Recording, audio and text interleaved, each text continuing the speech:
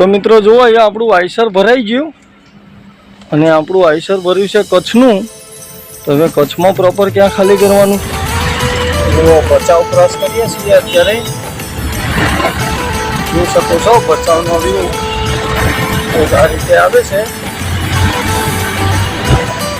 ચાલે જઈએ આપણે આગળ. તો ભાઈ જુઓ કન્ટિન્યુ ટ્રાય કર્યા પછી અત્યારે જસ્ટ પહોંચી આવે લાખોન ટોલ નાકા ઉપર. અને આ ટોલ કેશનું છે. અહીંયા ફાસ્ટેગ કામ નથી કરતા કોઈ પણ ગાડીના. તો ભાઈ જુઓ અહીંયા ડીઝલ ટાંકો ફૂલ કરાવી દીધો. બંધ કરીએ આપણે.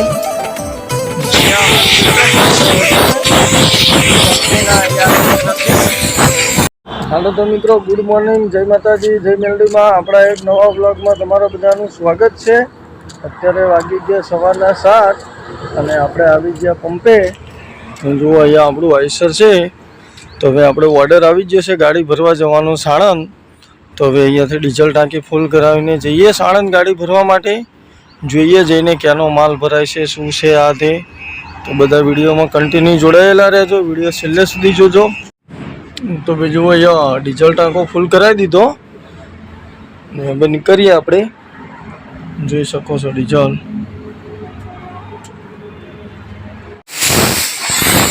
ગાડી બંધ કરી દીધી.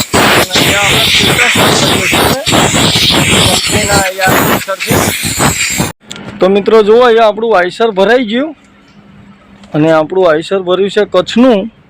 તો હવે કચ્છમાં પ્રોપર ક્યાં ખાલી કરવાનું છે એ તો ખબર નહીં, હજી બિલ નહીં આવ્યા. તો બિલ આવે એટલે બતાવું તમને ક્યાં ખાલી થશે. તો બધા વિડીયોમાં જોડાયેલા રહેજો. તો ભાઈ જુઓ આપણે સાણંદથી નીકળ્યા ત્યારના કન્ટિન્યુ ડ્રાઈવ કર્યા પછી અત્યારે જસ્ટ પહોંચી આવે માલવણ ટોલ પ્લાઝા. તો જુઓ આ માલવાણો ટોલ પ્લાઝો ક્રોસ કરી અને ચાલે જઈએ આગળ.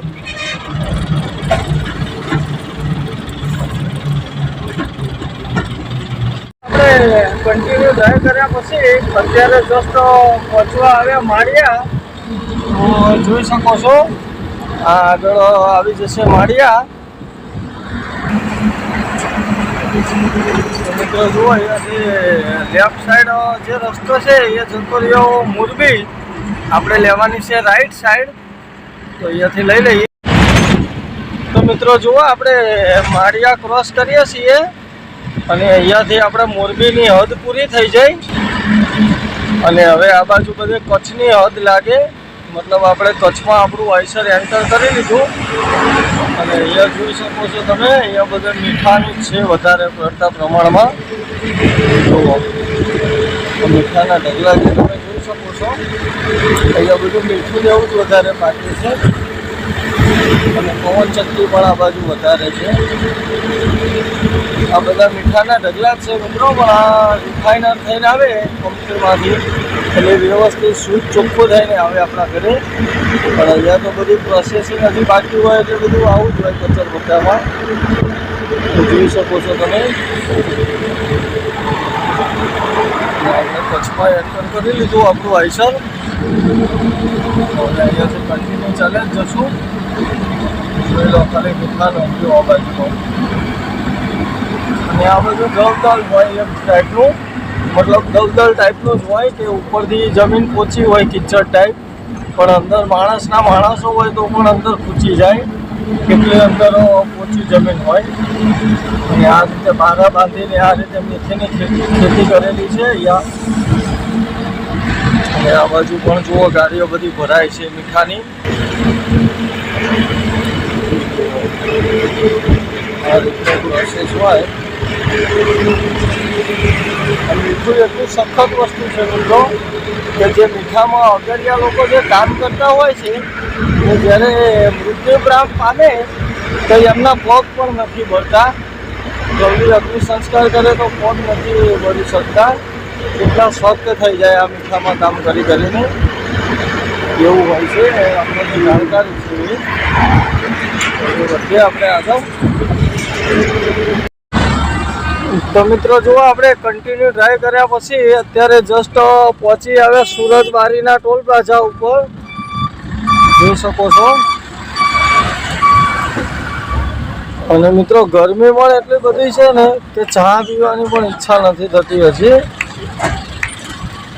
ચા પીવાની ઈચ્છા નથી થતી, ગરમી એટલી બધી છે. ટાઈમ વાગી ગયા 5, પણ ગરમીના હિસાબે ઈચ્છા જ નથી થતી ચા પીવાની. એટલે હવે આગળ ક્યાંક ઠંડો પર થાય પછી ચા પાણી કરવા રાખીશું, ત્યાં સુધી ચાલ્યા જ જશું. તો મિત્રો જુઓ, અત્યારે આપણે પહોંચી આવ્યા સામખિયારી ટોલ પ્લાઝા ઉપર, જોઈ શકો છો. અને અહીંયા આગળ જમવા માટેની બેસ્ટ હોટલ છે ચામુંડા હોટલ, 1 નંબર બનાવે છે. અને આને ડુંગરા આગળ આવી ગયા, કેબિન ચોંટાડી દીધું ટેલરવાળાએ, જોઈ શકો છો. Samakhiali toll palazzo.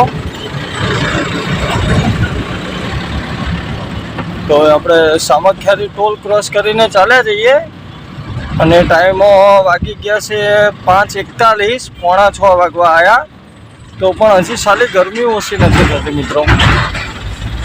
એટલે હજી ઠંડો પર થાય પછી જ આપણે ચા પાણી કરીશું, ત્યાં સુધી ચાલ્યા જ જવાનું છે.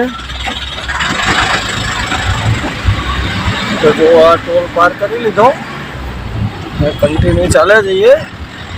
અને આપણે જવાનું છે મિત્રો ભચાઉથી ભુજ રહીને જવાનું છે. રિટર્નમાં આપણે મુન્દ્રાથી કે એ બાજુથી જ ભરવાની થશે ગાડી. એટલે આપણે રિટર્નમાં મુન્દ્રા ગાંધીધામ થઈને નીકળીશું, પણ અત્યારે ભુજ થઈને જવાનું છે, ભચાઉ થઈને. તો બતાવું તમને આગળની જર્ની. તો ફાઇનલી મિત્રો જુઓ, આપણે કન્ટિન્યુ ટ્રાય કર્યા પછી અત્યારે જસ્ટ પહોંચી આવ્યા ભચાઉમાં. મતલબ આ સીધો રસ્તો જતો રહ્યો ગાંધીધામ મુન્દ્રા બાજુ. એટલે આપણે ગાંધીધામ મુન્દ્રા નથી જવાનું, આ બ્રિજ નહીં ચડવાનો. બ્રિજની નીચે લઈ અને આગળથી લઈ લેવાની છે રાઈટ સાઈડ લઈ અને તમને ભચાઉનો વ્યૂ બતાવું. અને ભચાઉ થઈ સીધા આપણે જવાનું છે ભુજમાં. તો મિત્રો જુઓ, આ સર્કલ આવી ગયું, અહીંયાથી આપણે લઈ લેવાની છે રાઈટ સાઈડ ભુજ બાજુ. અને ભચાઉથી ભુજનું ડિસ્ટન્સ છે 80 કિલોમીટર. અહીંયાથી 80 કિલોમીટર કાપવાના છે આપણે ભુજ જવા માટે. તો ભચાઉ ક્રોસ કરીએ છીએ અત્યારે, જોઈ શકો છો ભચાઉનો વ્યૂ આ રીતે આવે છે. હવે ચાલે જઈએ આપણે આગળ. ભચાઉ ચેક કરો ભાઈ.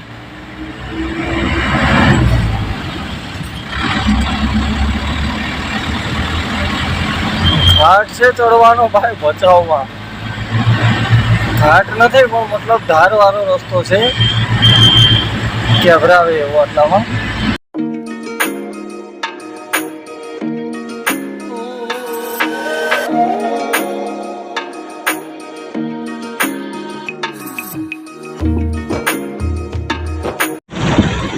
તો ભાઈ જુઓ, કન્ટિન્યુ ટ્રાય કર્યા પછી અત્યારે જસ્ટ પહોંચી આવ્યા લાખોન ટોલ નાકા ઉપર. અને આ ટોલ કેશનું છે, અહીંયા ફાસ્ટેગ કામ નથી કરતા કોઈ પણ ગાડીના, એટલે આ ટોલ રોકડેથી લેવો પડશે. અને આ ટોલ લઈને આપણે કન્ટિન્યુ કરીએ આગળ, પછી શેખપીર જઈને ચા પાણી પીએ. તો ભાઈ જુઓ, અત્યારે આપણે જસ્ટ પહોંચી આવ્યા શેખપીર. અને અહીંયાથી લેફ્ટ સાઈડ અંજાર જાય છે રસ્તો, એ રસ્તો બતાવે છે 33 કિલોમીટર. અને જુઓ નાઇટ વિડીયો જેવું થઈ ગયું, અત્યારે સાંજ પડી જાય પણ સાલી ગરમી હજી ઓછી નથી થતી. તો આપણે અહીંયાથી રાઈટ લઈ લઈએ અને અહીંયાથી રાઈટ સાઈડ લઈને કન્ટિન્યુ ચાલ્યા જશું. તો અત્યારે શેખપીર ક્રોસ કરીએ છીએ.